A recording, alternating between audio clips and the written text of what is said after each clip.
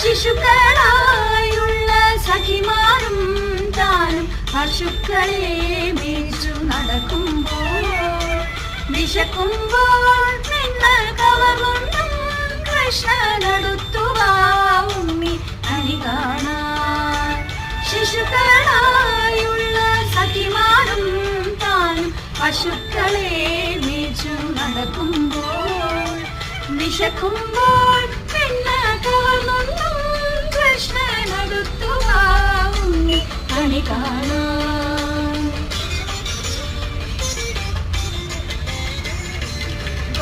സ്ത്രീകളെ തുകിലും വാരിക്കൊണ്ടയാലിൻ കൊമ്പത്തിരുന്നോരോ ശീലക്കേട്